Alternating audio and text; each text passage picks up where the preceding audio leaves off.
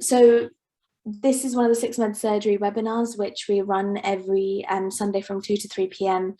And we've done about 5 sessions, and we've got lots more to come as well, which you guys can come on to.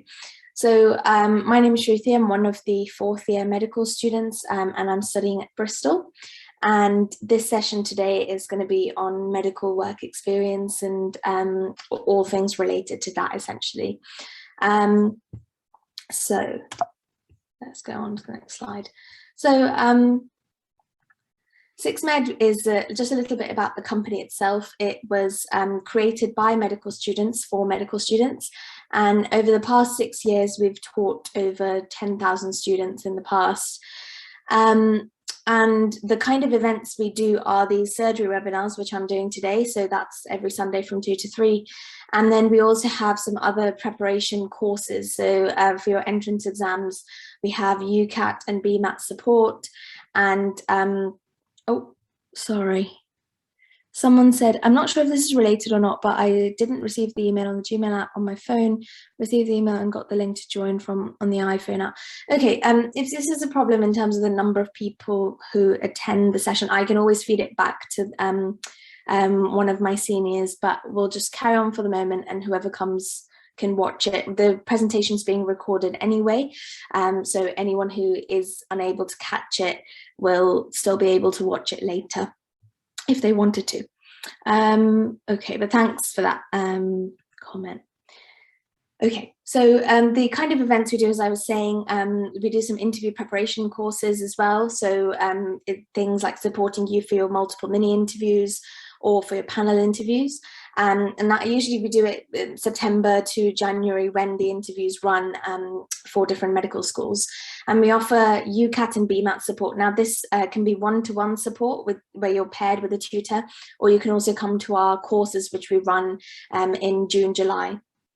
So those are just some of the events that we do, and we try and help students throughout the entire application process for medicine. Okay, next slide. So a little bit about me. As I said before, I'm a 4th year medical student from Bristol, and I'm currently doing something called an intercalation, which some of you might have heard, and it's where you take a year out of medicine and you do either a bachelor's degree or a master's degree in 1 year on a topic within medicine that you really enjoy. And I'm doing mine on endocrinology at a different university at Imperial College London this year. I'm quite passionate about teaching, which is why I do these kind of events. And I've also done a lot of one-to-one tutoring for students interested in pursuing medicine in the future. So I help them with things like their interviews and UCAT support and personal statements. And currently within medicine, I'm quite interested in doing surgery in the future. So that is something I'm pursuing at the moment. So we've got a lot to cover today, as I said before, so this is just the agenda. So first of all, I want to go through and help you understand what medical work experience actually is. Some of you may have heard of lots of medical work experience, and some of you may have done some work experience as well, but others of you may not have done anything yet, and that's why you're here to find out more. That's absolutely fine, depending on what, it doesn't matter what level you're at. It's just a session to give you lots of information and to help you get started on specific work experiences you want to get involved in. I'll go on to talk a little bit about the role of a doctor, what we do in our day-to-day lives, and then talk about the different types of work experience you could get involved in. And then we'll also do a very short sort of question and answer session where we look at, is one work experience better than the other, and what type of work experiences you could do to build your own CV as well. I'll talk a little bit about what I did for my work experience when I was applying to medical school to give you an idea of what you could do. And then I'll teach you how to reflect on your work experience and use your work experiences well in your personal statement as well as your interviews to secure a place at medical school. Finally, I'll just give you guys some advice. So this will just be general advice on how to choose the best work experience for you and what sort of experiences to get involved in as well to get the most out of it. Okay, moving on. So this next slide is just on a little bit on housekeeping. So I try to make all my sessions quite interactive. And the way I do that is I'll post a question on one of the slides and I'll just ask you guys to type your answers in the chat box. And then we can discuss the answers basically. It's really hard over Zoom, obviously, because I'm not able to see or hear you guys. It's not like, you know, in a room where we run these sessions anymore. So that's why I try to make it as interactive as possible to not make it sound like a lecture as if I'm talking at you. Also, feel free to ask as many questions as you want to. I'll try my best to answer them. I'll try my best to answer them as we go along, or if I don't get to the question, I do have a Q&A session at the end, which we can address those questions then. Just for this session, just make sure you're muted to avoid any disruptions in between. Okay. So first question, if everybody could type in the chat box, on a scale of 1 to 4, how much do you know at the moment about work experience? So 1 is no knowledge at all, 2 is some knowledge, 3, lots of knowledge, and 4, you're confident in the different types of work experience. So I'll give you guys a few seconds to just type your answers in the chat, and then we can move on. So the reason why I asked this kind of question is to just sort of gauge where you guys are at in terms of this topic, and I'll ask this question again at the end of the session to see, and it's a way for you to see how much you've learned over the session. It's also a way for me to get feedback on how well I've delivered the session as well. Okay, so it's a mix of 3s and 1s and 2s, so mostly 3s, which is good. So most people have lots of knowledge, but you want to find out a little bit more, which is absolutely fine. So let's move on to the next session. So my main aims for this session are to help you understand the importance of work experience for getting into medical school, and also to try and help you get an idea of what types of work experiences you could do so that you can get into medicine. So another question, what is work experience? So if you could just give a short definition and maybe give some examples of work experiences you've done, or maybe you've heard of, or you're thinking of doing. If you could just type that in the chat. Again, I'll just give you guys a few seconds to go through that.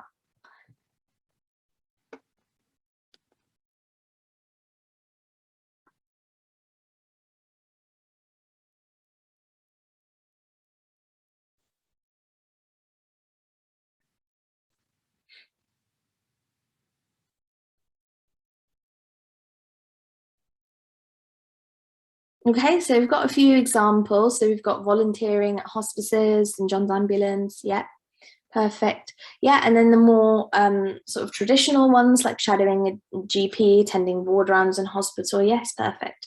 So all of those answers are right. Yeah. Basically, what this question is trying to show you is that work experience can literally be you can literally do anything, but it's the transferable skills you get from that, and you're able to demonstrate your qualities of a good doctor, which is what you need to talk about in your interviews and your personal statements. So let's go through what work experience is. So work experience is spending a certain amount of time, whether it be 1 week or 2 weeks, in a certain workplace to learn what that person does at that job, basically.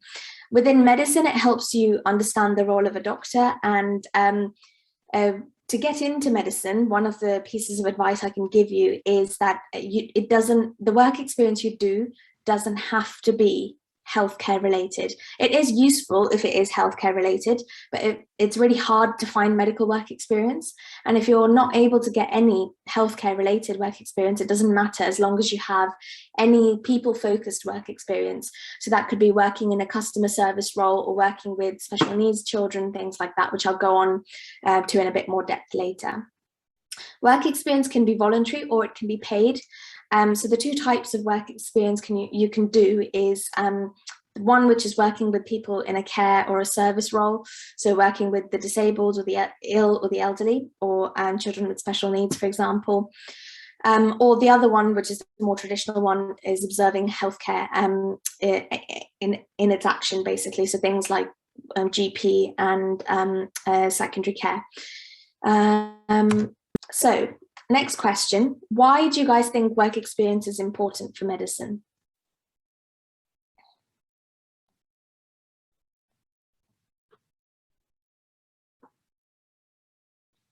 We've got a few answers. Yeah, so Kieran says to see if it's right for you or not. Yes, definitely. So the one thing about work experience is because you're gaining an insight into what that person in that job does every day, it's also a way for you to gauge, do I want to do this as a future career? So that's really a really good answer. A few others saying get to know the reality of doctors' work, yeah, because it's not always glamorized as it's shown on TV. So you're not going to be saving lives every single day. There's going to be some difficult situations. You may need to make difficult decisions. And it's a way of assessing, am I right for this job? And is the job right for me? So asking both those questions. And then someone else has said lots of commitment needed in the future, so you have to be sure before you apply. Yes, absolutely. And then to develop your transferable skills. Perfect. So all of those answers are really, really good. Oh, someone said something else. To understand what's expected of you and what you need to improve as well. Yes, perfect. So it's also looking at whether you have the skills to be a doctor and what you need to improve in order to have those skills. So yeah, that's perfect. Right. So really good, guys. So work experience is important, as you already have mentioned, because medicine's career where you've got, you know, lifelong learning, and you're committing to a lifelong learning career, and you're caring for the sick and vulnerable. And some days, you know, you may have to deal with really difficult situations, which may be quite emotionally draining or hard to you know, process. So it's just really thinking about, is this role right for me? And it helps you gain an insight into what a doctor does day to day. And it also, to the interviewer in the future, once you've applied to medicine, it shows your commitment to medicine because you've taken your time to go and find out what this job is like. At the same time, it also helps you demonstrate that you have the qualities of a doctor. So what I mean by this is, say if you did a work experience at a hospital, for example, and you saw a patient who, you know, was really, really upset, and you were able to use your communication skills to make them feel happier or give them options or sort of explain how they're feeling to a doctor who can then help them. That also shows that you're using your communication skills. So you can use that in your interviews as well. And finally, it also shows that you understand the realities and difficulties of this career, which I think someone mentioned previously. Okay, next question. What do you guys think are the traits of a good doctor? And you can just list them in the chat box.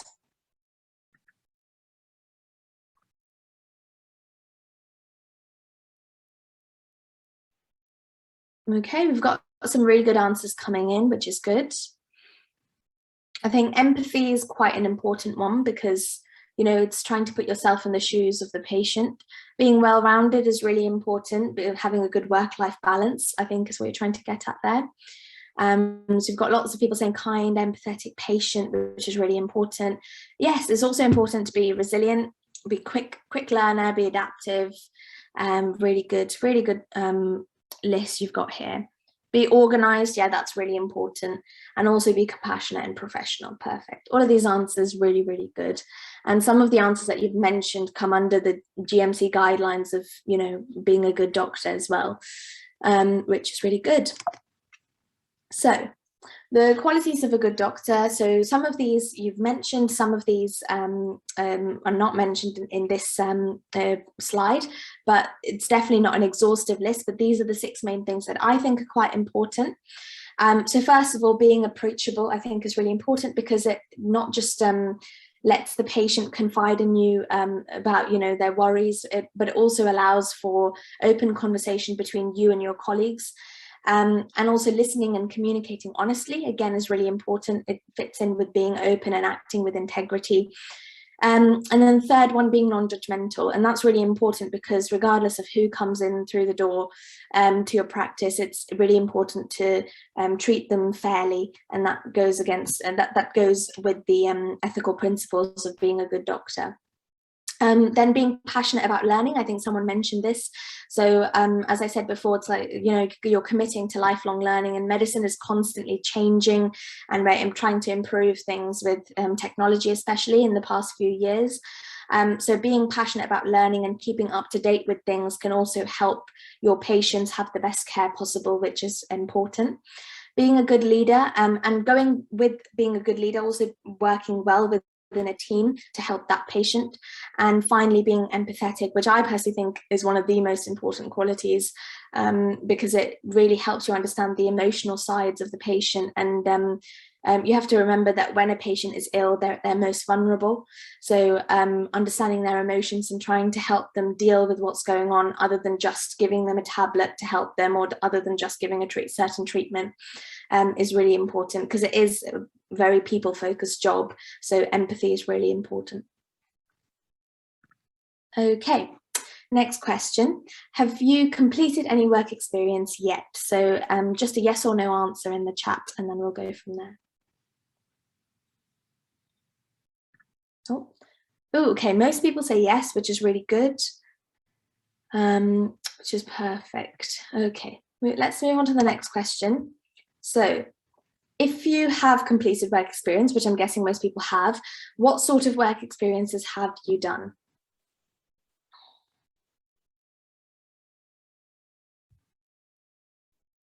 Oh.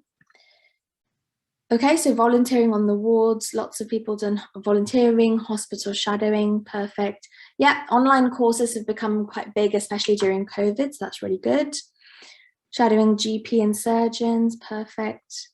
And online work experiences, perfect. So a mix of different things. Working in a call center, which is really interesting as well, perfect. Okay, so lots of variety of different things, and some of them, lots of them medical related as well, which is perfect. Okay. So what types of work experience can you do? So a lot of you have mentioned some of these already. So you can do medical, or you can do non-medical work experiences. Usually, medical work experiences are desired by lots of medical schools because it gives you an insight directly into what medicine is like. But other work experiences are also just as good, because you can talk about your transferable skills into medicine. So you can do the common thing, which is directly observing healthcare. So that's where, observing a GP, spending a week in GP, for example, or working in secondary care, so the hospital. And I think someone mentioned working with cardiologists or surgeons and watching how different specialties work very, very differently. So that can be really useful as well. And other service roles, which can be paid or voluntary. So working in care homes, or some of you might have heard of a place called Revitalize, which is a company which has residential care homes. I'll talk about that in a little bit later on in the session. And hospices, I think a few people mentioned. You can also work in nurseries, part-time, helping, working with younger children or children with special needs. Doing first aid volunteering, I think someone mentioned St John's Ambulance, which is a really good one, because it also helps you develop your first aid skills whilst giving back to the community.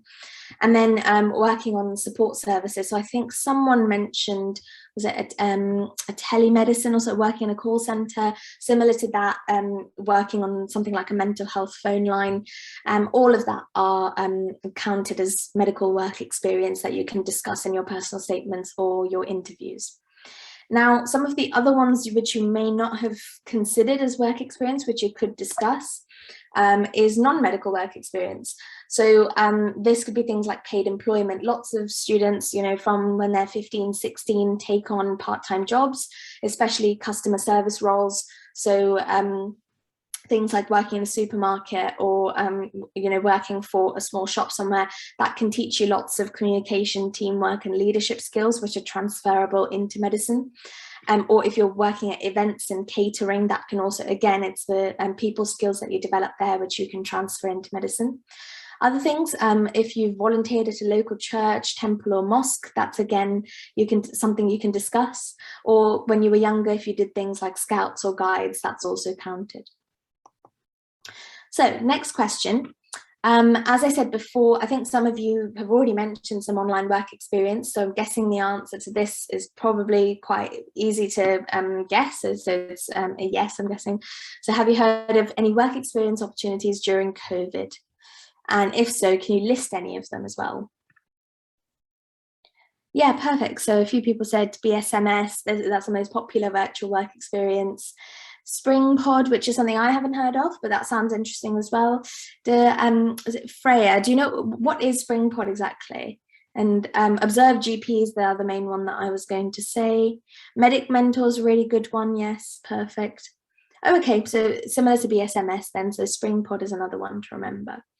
Okay, so yeah, there's lots of ones which have been designed, especially because in general, work experience is hard to get. And on top of that, during COVID, when you weren't actually able to go in person, it's a lot harder.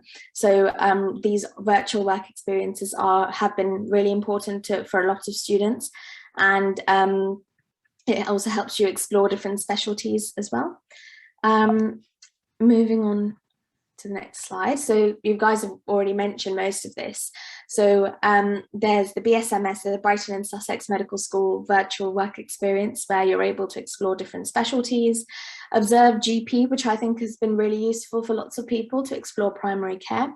To go with Observe GP, there's also a new app, which is known as the Patient Journey GP Practice app, to give you an insight into primary care and you know, consider whether you'd want to become a GP in the future. Yeah, and then you can also do other things like volunteering. So I think some people who do work experience, they don't consider volunteering under work experience, but I think you can still discuss it in your personal statements and your interviews. Voluntary work's really valuable in gaining transferable skills, and it can also specifically help you work on your communication and your teamwork skills.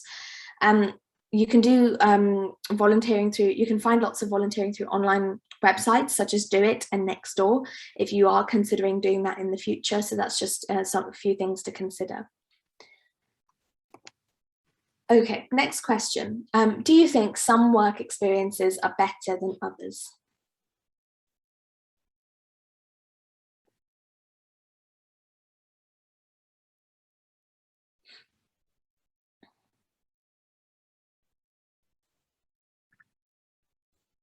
Okay, yeah, perfect. So a few people saying no, someone saying a medical setting is more ideal. So we've got a little bit of a mix of answers there. There's no wrong answer here. So no, you can gain transferable skills from all of them. Yes, that's a good answer, Freya. So are some work experiences better than others? Well, I personally think no, because as someone said, all experiences, you know, you can gain transferable skills, which will be essential for you to follow the traits of being a good doctor. And I personally think regardless of what experiences you have, because different people will have different access to the work experiences that are available to them, it's how you use that work experience in your medical school application, and that's what's going to get you an interview and get you a seat at medical school. And what I mean by that is how you reflect on what you've seen. So it doesn't matter whether it's been a customer service role where you had to deal with a customer at a till, or whether it was speaking to a patient about something that they're worried about. In both scenarios, one is medical, one is non-medical, but in both scenarios, the common theme is your communication skills there and your empathy. So being able to say that from those experiences, I used my communication skills, and I was able to empathize with the patient or empathize with the customer, and then you know, try and resolve the situation. In both scenarios, you're using the same skills in order to deal with people. And if you are able to show that you've reflected on your skills, then that will score you a lot of marks, both in your personal statement and in your interviews. So like I said, remember, it's not the type of work experience you do, but what you gain from it and learn about yourself that matters from it. So next question, what can you do if you can't get any work experience?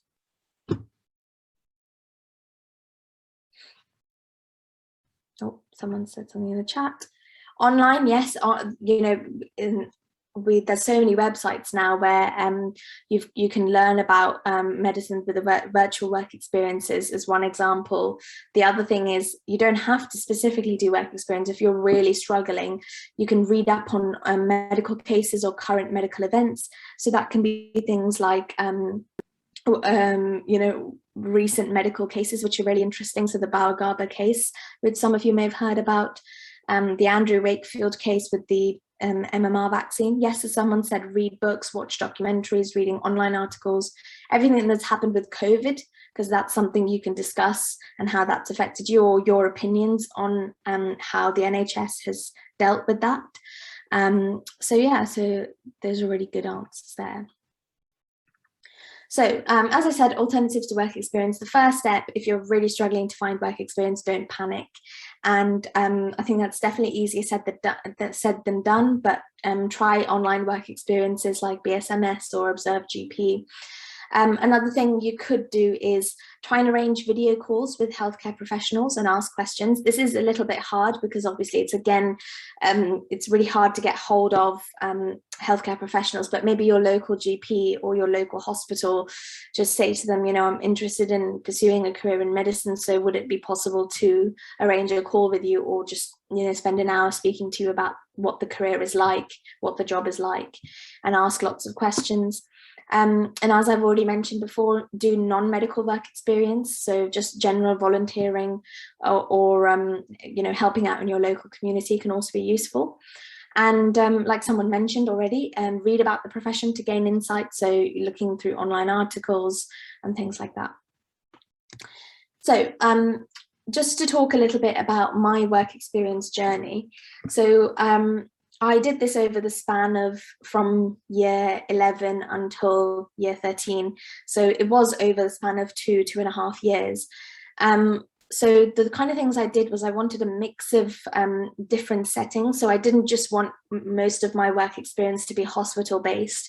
I also wanted to do a mix of volunteering and then a mix of dealing with, you know, using my skills in a non-medical setting as well.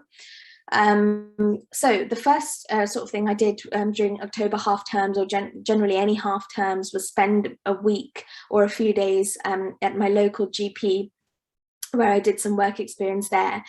And what I mainly observed there was things like the amount of paperwork they have to deal with, how the GPs speak to patients, and how they run different types of clinics. So when I was there, they did a vaccination clinic.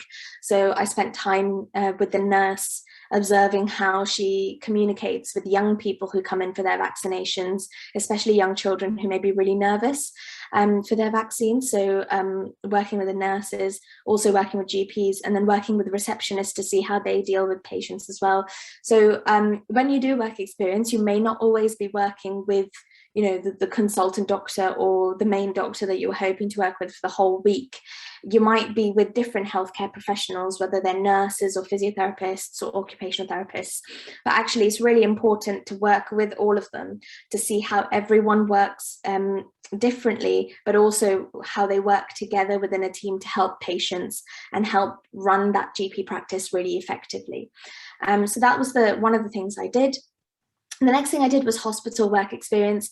Now, this was a little bit easier for me to get because my sister's already done some work experience as well, so I would manage to get some work experience there. But in general, hospital work experience can be a little bit more difficult, so you need to be a bit more sort of persistent and send lots of emails and try and get in contact with them as much as you can and early enough so that you're able to arrange the work experience for the time you want it.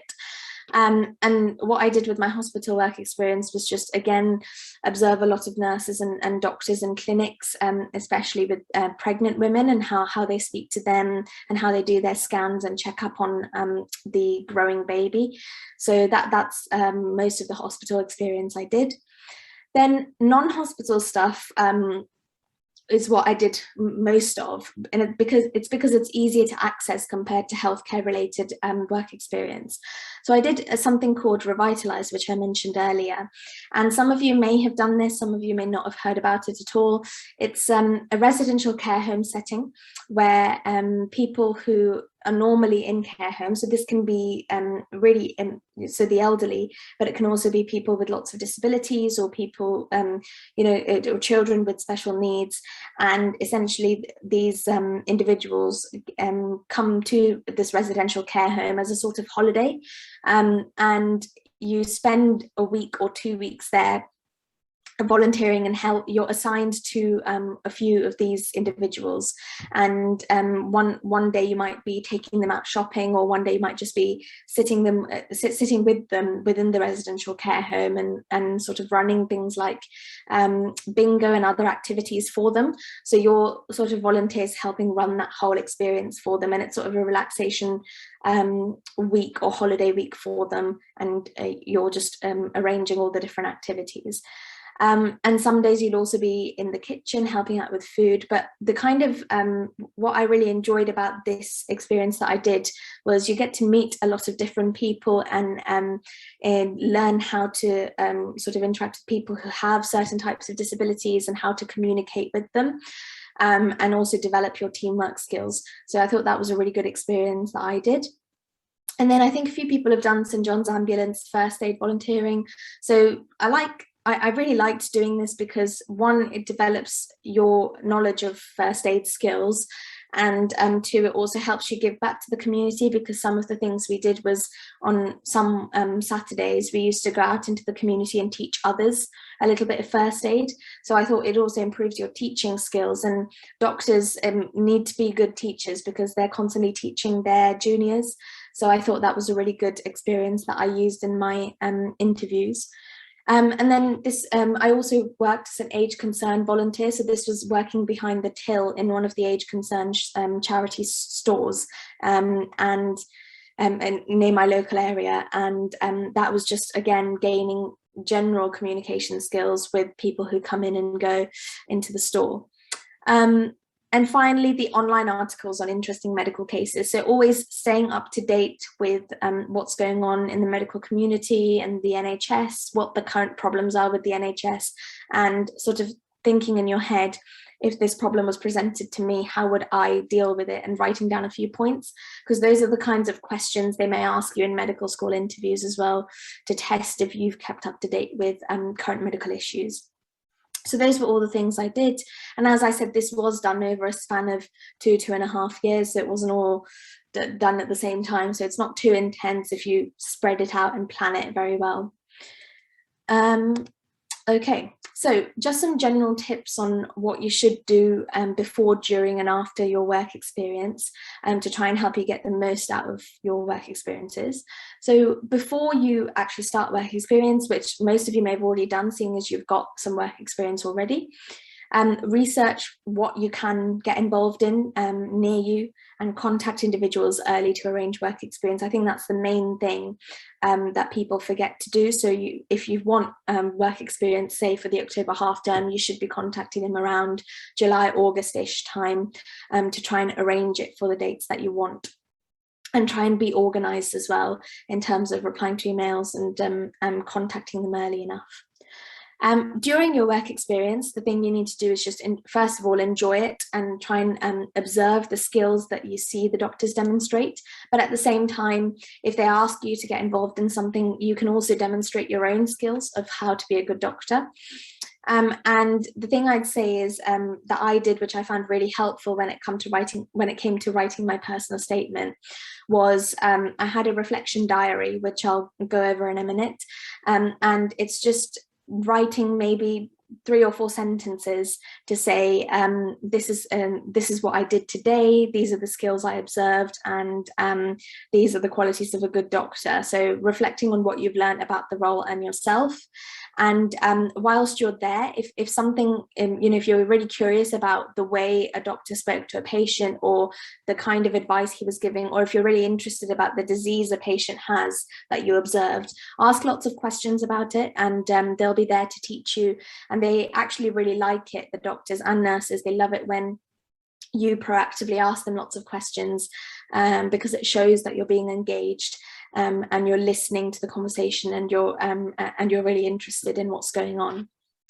After the session, like I said, writing a reflection diary of the experiences you've observed. This doesn't have to be every single patient that you've seen you need to write down. Just write down the interesting ones where you felt like you learned a lot from that scenario. You don't have to write every single experience that you've seen. And then afterwards, use those experiences in your personal statement, and then practice talking about these experiences that you've seen in your interviews as well. So what exactly is a reflection diary? So before I move on to this, someone's just posted something in the chat.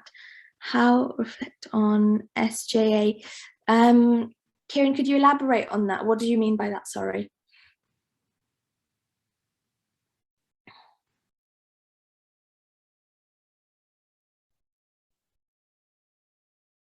If not, I'll come back to that in a little bit. I'll come back to it in a little bit then. So reflection diaries. Oh, sorry. Russian, how could you reflect on St. John's Ambulance? So St. John's Ambulance, the kind of things you could talk about there is you learn, I don't know what sort of experiences you've had with them, but when I was doing it, it was every Thursdays and we would learn different first aid skills, so CPR and how to deal with victims who are drowning, victims who are choking, things like that. Those are the sorts of skills we learned. So you could say these skills are really useful because it helps you learn how to react quickly and come up with solutions really quickly, which is really important for a doctor, especially in emergency situations. So that's how I'd sort of relate it. And you could also say that shows your working with St. John's Ambulance shows your commitment to medicine, because you're trying to learn first aid skills which could potentially help you in the future. So that's how I'd sort of use it. Hope that answered your question. If not, I'll try and address it later in the Q&A session as well. Okay, so reflection diaries. So what are they, first of all? So as I said before, they're just sort of a daily account of what you've observed in your work experience.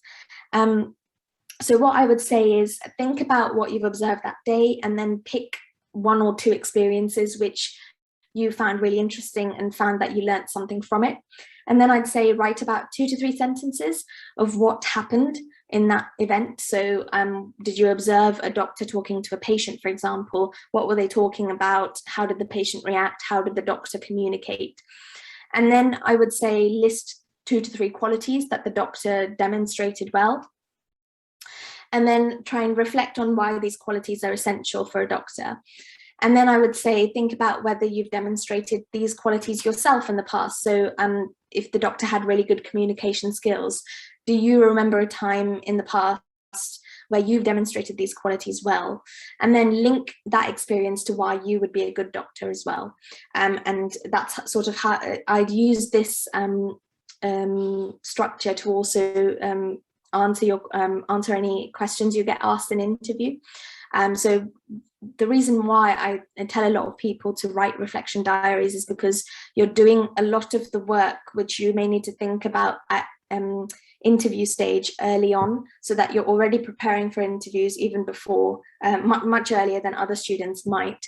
And also with work experience, you might think, oh, I definitely remember that, but it's really easy to forget because you might do work experience in July of year 12, but then obviously your interviews are in year 13, so you might forget certain experiences that you could have used.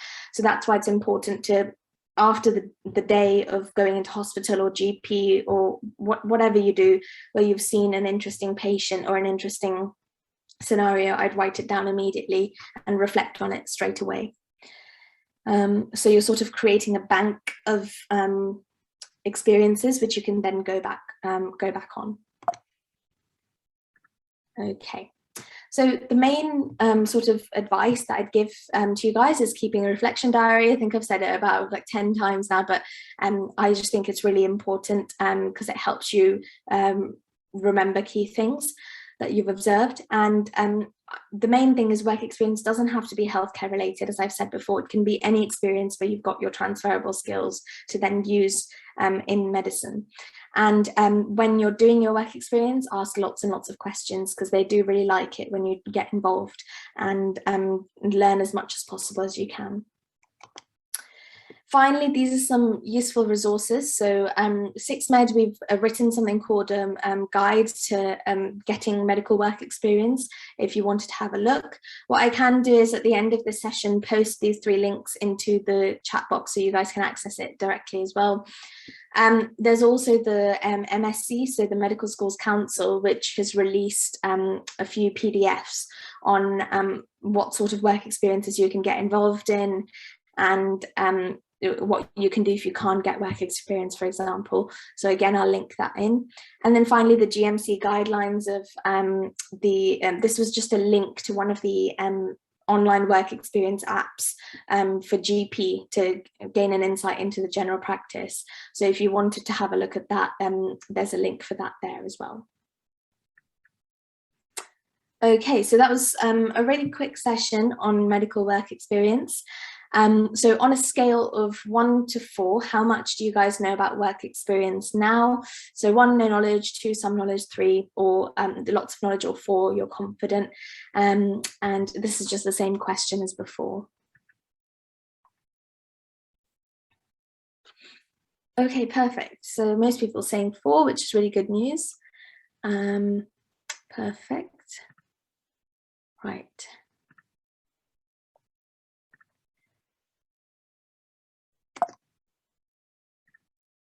Okay, so thanks guys. So that's the session. And if you have any questions, type them into the chat box and I'll try and answer them. These questions can be work experience related, or they can just be general questions about any aspects of the medical school application, and I'll try and answer them because we do have about 15 minutes left. So if anyone has any questions, please let me know.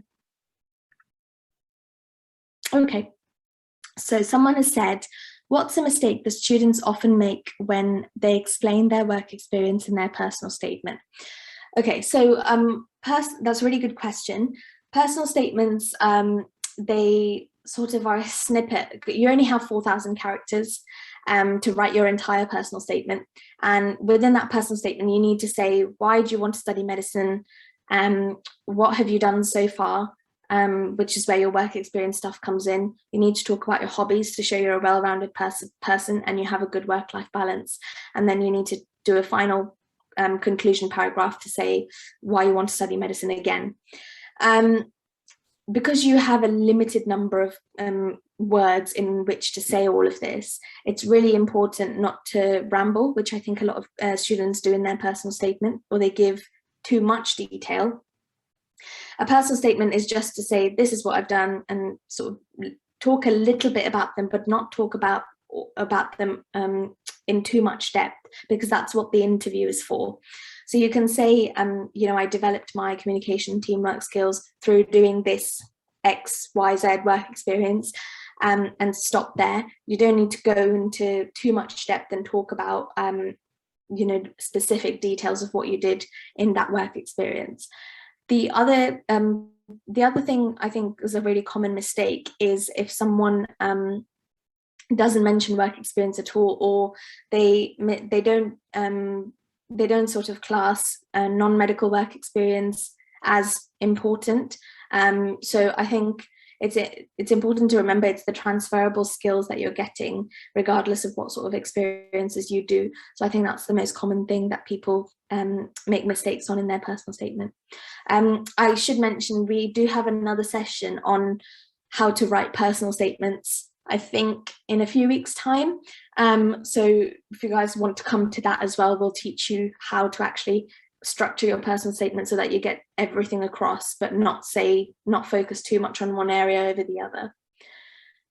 Hopefully that answered your question. Okay, next one. Kieran's asking, if volunteering on a geriatric ward and feeding the elderly during work experience, can you reflect on this? And if so, how would you use empathy and communication?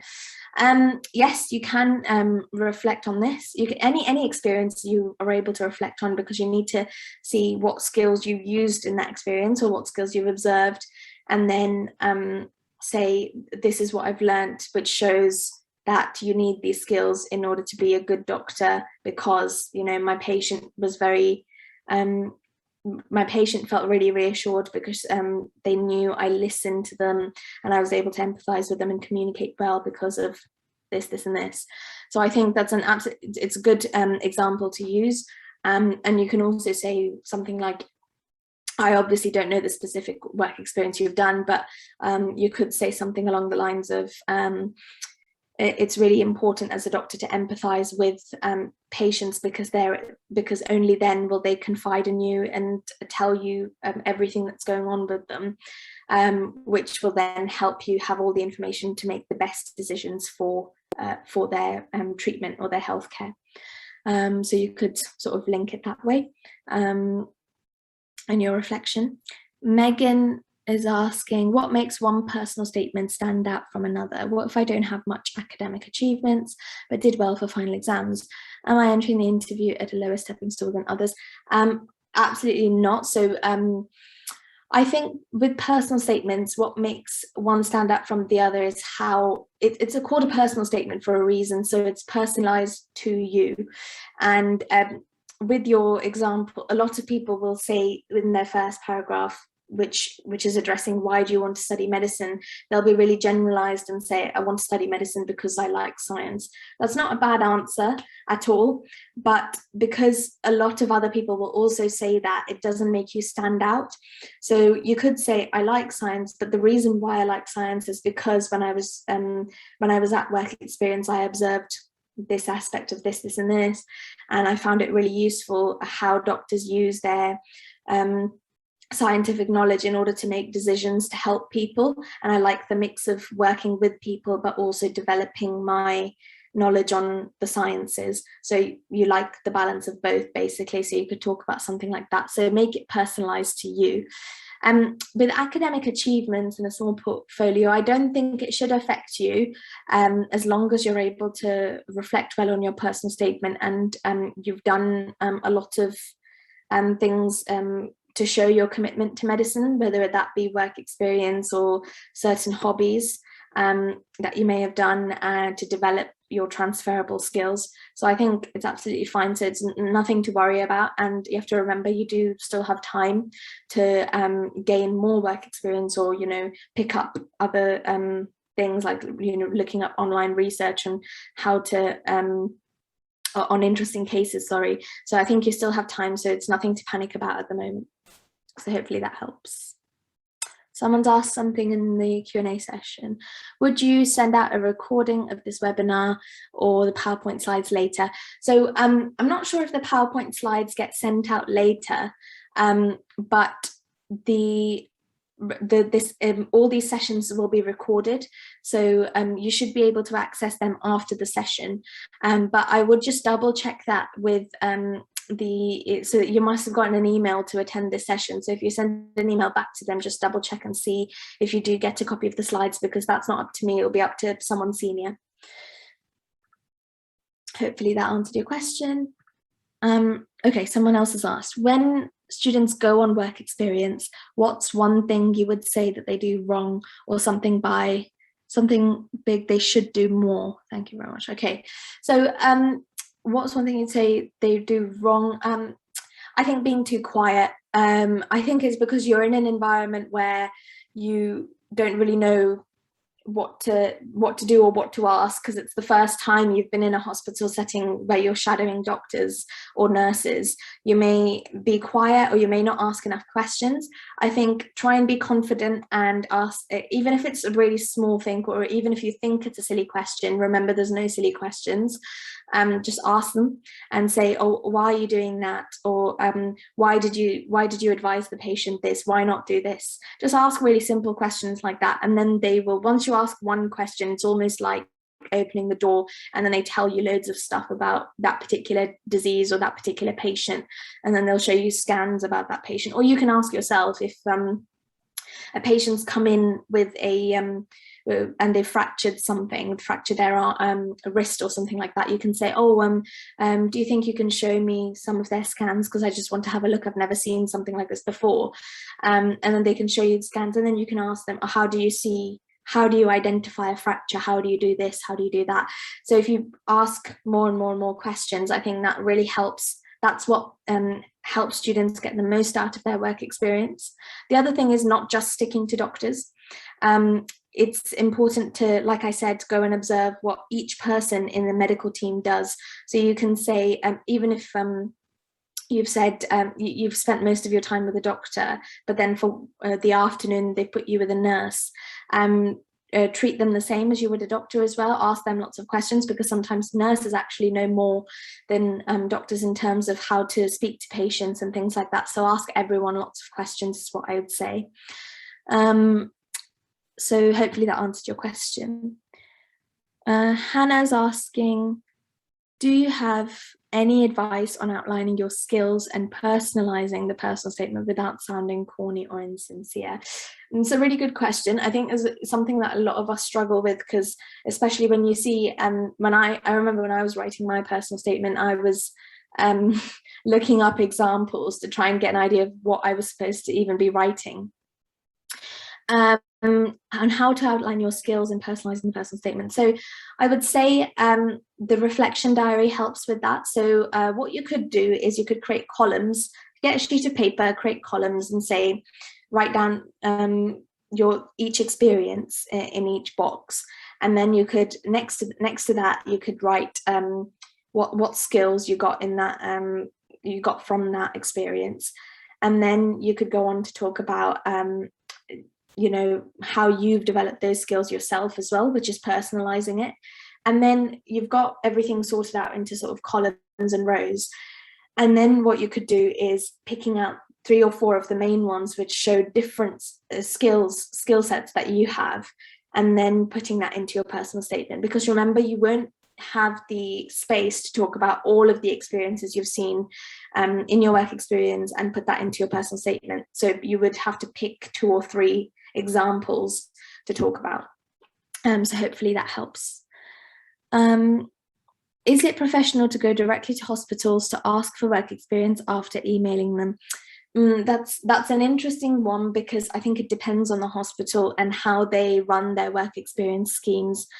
I would say you'd have to email first or call them, and usually you would call the human resources department, the HR department, or they might have a specific phone number for work experiences, or they might have an online form that you need to fill out. If you're still struggling to get in contact with them, then so first of all, email or filling out a form. If not, try and call them. But I think in general, I wouldn't advise going directly there, because they might have lots of things going on as well.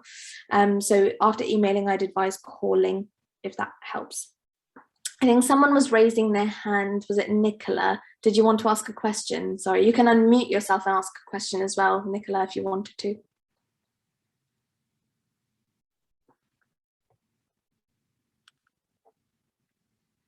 Or you can type it in the chat, either or is fine.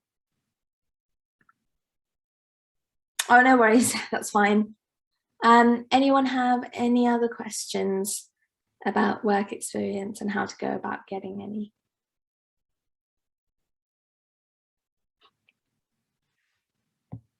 I'll wait around for about 6 more minutes until the session ends, and then so if anyone has any other questions that comes up, I'll still be here. So what do you do if you don't get a response after calling? I think it's a difficult one, because if you're not able to get in touch with them, it's probably because they don't do much work experience in general, or they don't have enough space or time to look through everything. So I would still advise you that if you're not able to get in contact, especially for hospitals, you would have to do things like virtual work experience, or consider some of the alternatives, and hopefully still gain the same sort of transferable skills, and you're still able to talk about them in your interview. Okay, Kieran's asked, how long did it take for you to write your reflections? It really doesn't take that long. If you do it the day of, so you go into hospital during the day, you come back on your journey back home, or once you're home and you've had a bit of a break from the hospital setting, if you just think about, you know, oh, that experience that I saw today was interesting, write a few sentences on it. It really doesn't take that long at all. And I think it's easier to do it as you go, rather than try and think of it, you know, few months down the line after you've done the work experience, because you'll forget a lot of things. So it's just doing it as you go, if that helps. What do you think universities are looking for in applicants? I think just showing your commitment to medicine, 2, showing that you have a good work-life balance and you actually understand the realities of being a medical student and being a doctor, because it's not like other degrees where you know, it's just a 4-year course and then you apply for a job and carry on. It's more like 6 years of learning, but then you're continuing to learn even as you're working. I think they want to see that you understand what it's really like being a doctor, and it's not just as easy as giving a tablet to a patient and then sort of setting them on their way. You have to consider emotions, consider ethical principles, consider you know, moving up the ladder yourself in terms of your career. So there's lots of different aspects of it, and I think they just want to see that you actually understand what it's like, and also in terms of showing your commitment is where your work experience, your extracurriculars, that kind of stuff comes in. The reason why they want to see if you've got a good work-life balance is to see if you'll be able to deal with difficult situations and the workload and the stress from that, because you need an outlet for your stress. So, you know, you might see a difficult scenario with a patient, which you then need to be able to de-stress from. And they just want to see if you have good coping mechanisms and things like that. And if you're able to look after yourself when you do start medical school and then become a doctor in the future. Other things they want to see is sometimes also your ability to debate difficult medical issues, so ethical scenarios like abortion or euthanasia, things like that, and see your thought process and see if you're able to deal with difficult scenarios like that. So I think it just comes with a lot of practice and learning more about the topic, learning more about medicine in general, which you can do by work experience, doing stuff online and things like that. So hopefully that helps. Someone's asked a question in here. So do you know around when the webinar for writing the personal statement would be? I only know of that webinar because I'm the one running it in a few weeks' time. I can get the calendar up for you guys. Just give me 1 second. So I think it should be in about 2 weeks, 3 weeks time, but I'll just double check that so that I'm not saying anything wrong. So the Write Your Personal Statement Like a Pro should be in May, the 2nd week of May, so the 8th of May, that's when we're having that session. So hopefully that answers your question. Any other questions before we finish off? We've got 1 more minute and then you can all go and enjoy the sunshine, hopefully.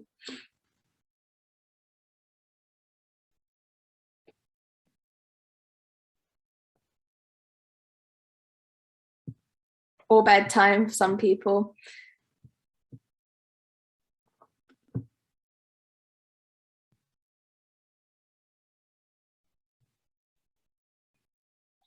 If there's no other questions, I think we'll end the session. Oh, someone's said something. What exam did you take to get into medical school? So there's 2 you can take. There's the UCAT and the BMAT. I just took the UCAT exam, which applies to most medical schools. BMAT is for Oxford, Cambridge, UCL, and a few other London universities. It's really up to you which one you want to take, but most people will take the UCAT to increase their chances of all the different medical schools that they want to apply to and keep their options open before choosing different schools. UCAT, I think, is more about it's more of an aptitude test and your ability to think on your feet and work under pressure and under time. BMAT is more using your science and maths, GCSE and A-level knowledge. So that requires a little bit of, you know, GCSE A-level revision, whereas UCAT, it requires more and more and more practice under timed conditions for you to get better at the questions. And I just took the UCAT. Hopefully that helps answer your question.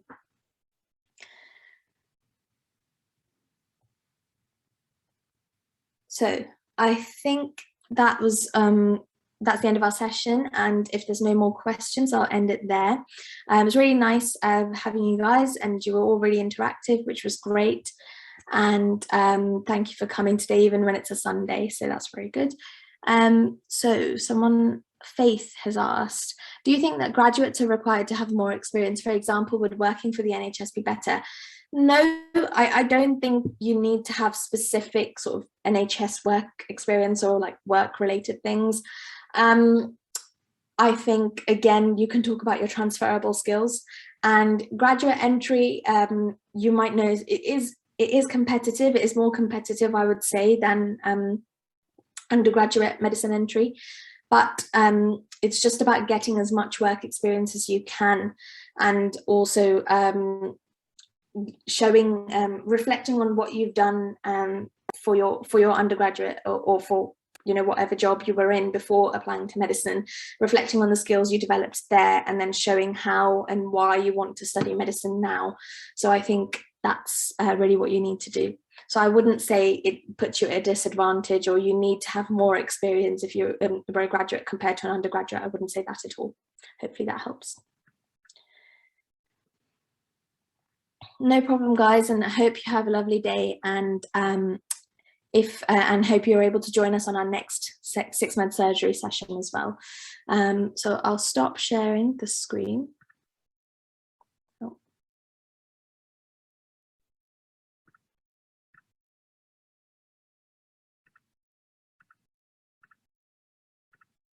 There we go. And if you guys have no questions, you can leave the session and then go and enjoy the rest of your day.